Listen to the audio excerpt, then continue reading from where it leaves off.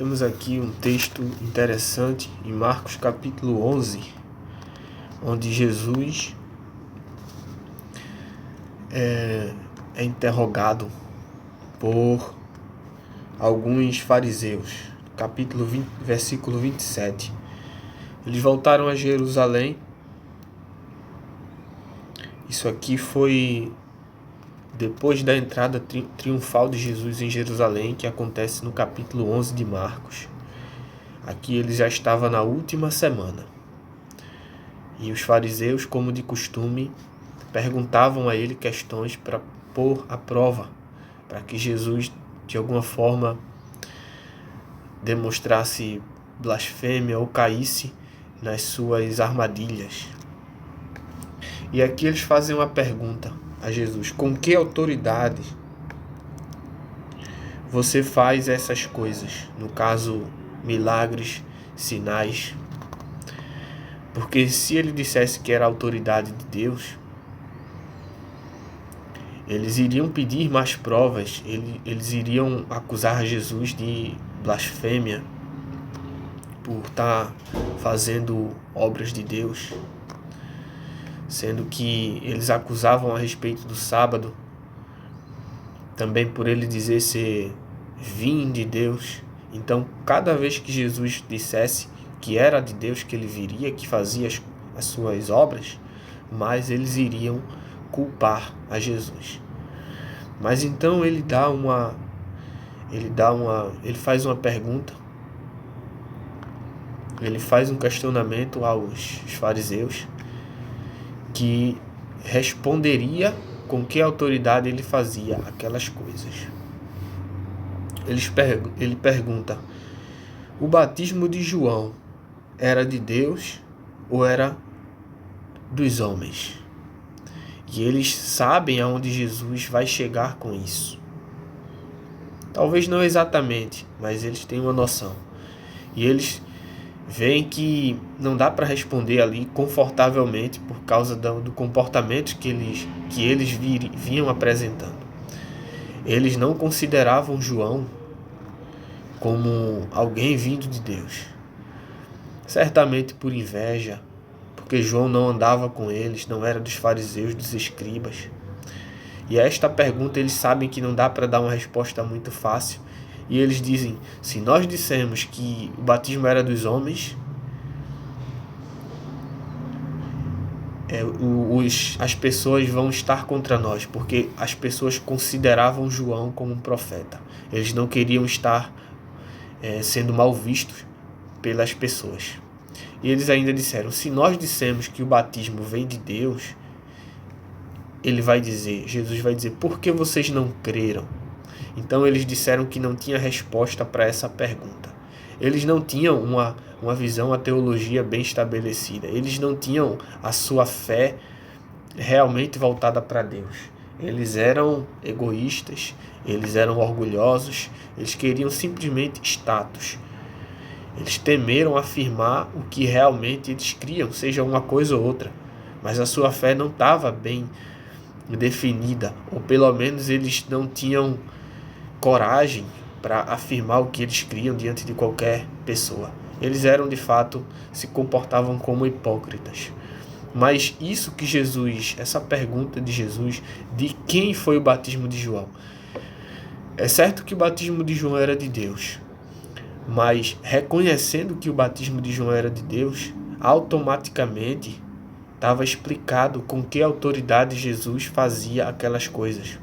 Porque a vida de João era falar de Jesus, falar que o Cordeiro de Deus viria.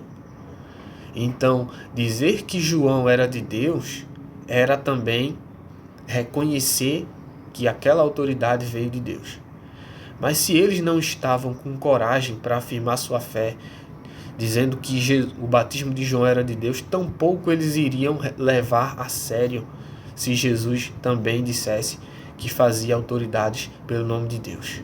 Então Jesus ali não falou a eles: eu faço pelo nome de Deus, porque ele viu que iria ser inútil, já que a intenção deles era apenas causar escândalo, era agir como hipócritas.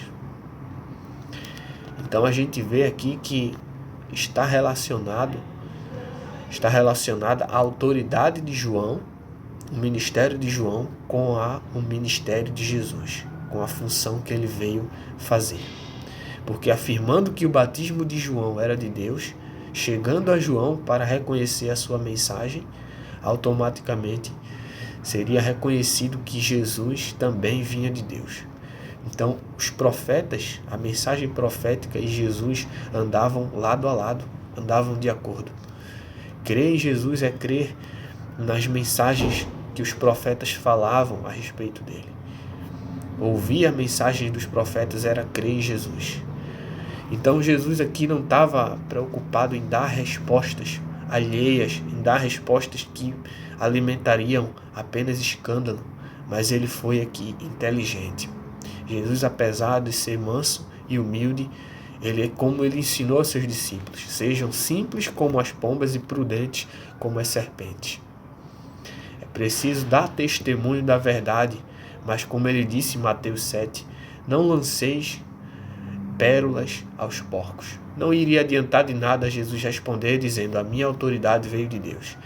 Mas como ele costumeiramente fazia, ele apontava para as Escrituras e para os profetas para que as pessoas vissem que ele era o cumprimento.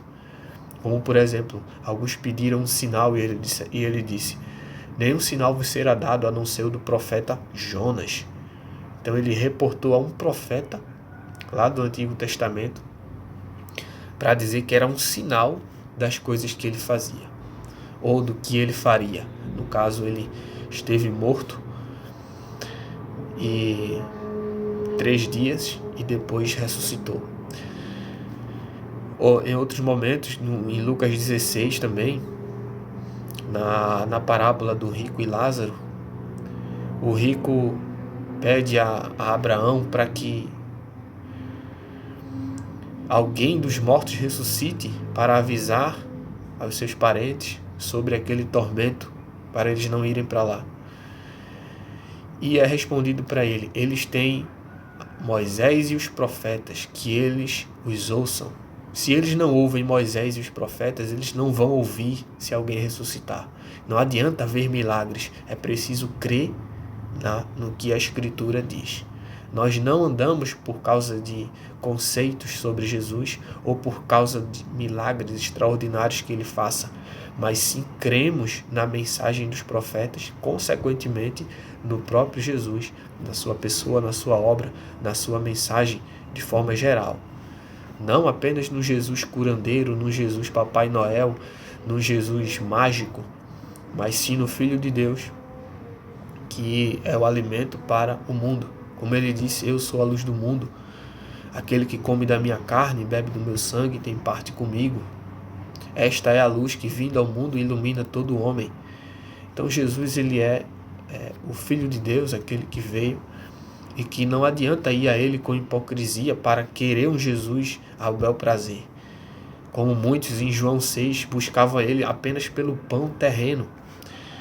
Mas é preciso conhecer Jesus, sua autoridade e o testemunho da palavra sobre ele, para que tenhamos uma compreensão e uma fé pura a respeito dele. Então ele não saía dando respostas que não iam ter resultado algum, mas ele sabia a hora certa de falar e a hora certa de agir. Esse é o Jesus que é apresentado nas Escrituras, aquele que é sábio, é o Filho de Deus e é realmente o profeta, o único profeta que foi profetizado por Moisés, em quem nós devemos crer. Então, sigamos e prossigamos em estudar a palavra do Senhor e conhecer a Jesus cada vez.